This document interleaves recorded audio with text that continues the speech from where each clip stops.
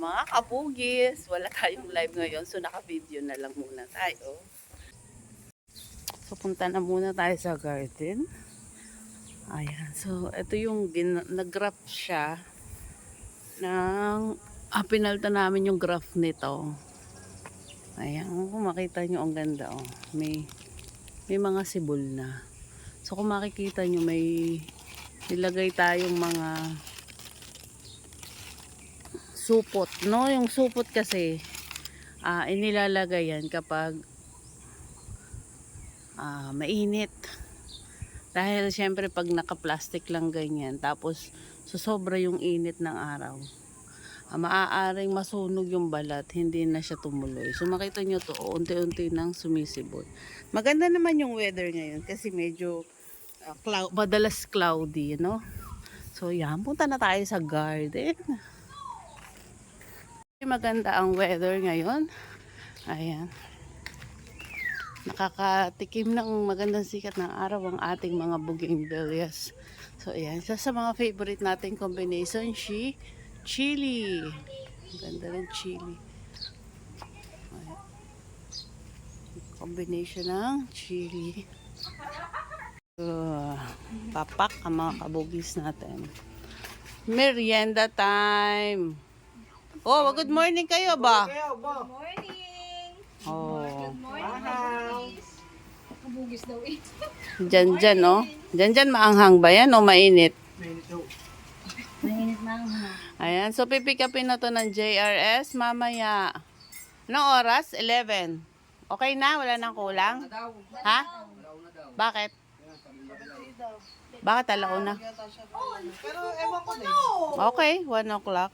Ayan, so hindi natin na-ship kahapon yung ating mga bugis kasi holiday. Ayan, so ngayon po ang shipping for last week's live. We ship nationwide via JRS.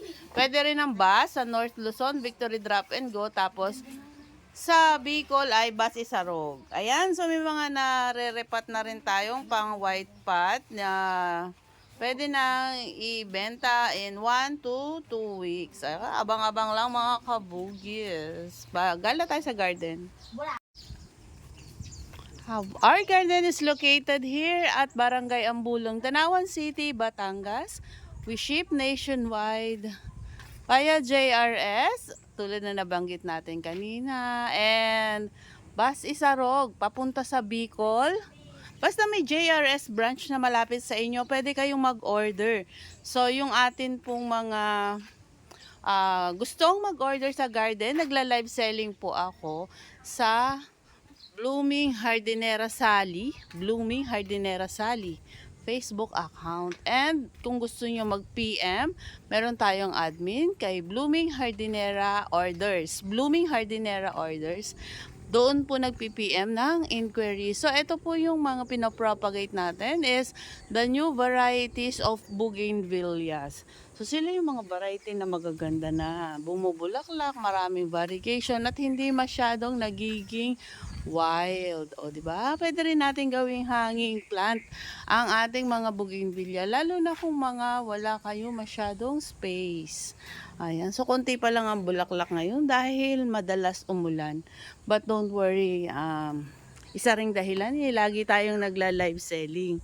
Ayan, so ito na yung mga coming soon natin, mga bagong repat na in white pots. Ayan, so ang ganda, di ba? Ayan, tingnan nyo naman ang ganda ng mga bagong varieties ng bougainvillea. Oh, okay, ayan.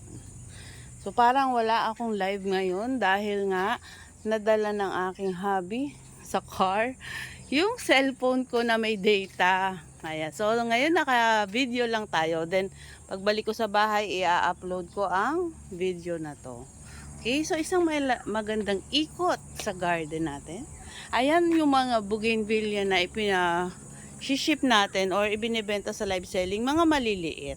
Maliit yung pot ng ating mga bugis or bougainvillea kasi ang shipping fee po sa JRS or sa mga couriers is based sa laki at sa height ng box. Kaya as much as possible, pinapaliit natin yung paso para hindi masyadong maging mahal ang bayaran ninyong shipping fee. Ayan. Pagdating na lang sa inyo, like this one, oh, malaki naman dyan na siya.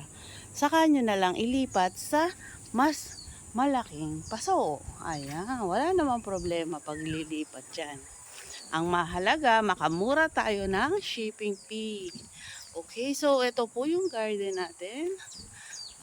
So pwede mag-walk-in dito. Meron tayong direction sa Google Map. Just search Blooming Hardinera Bougainvillea. The Tagalog spelling Bugambillya. Bougainvillea.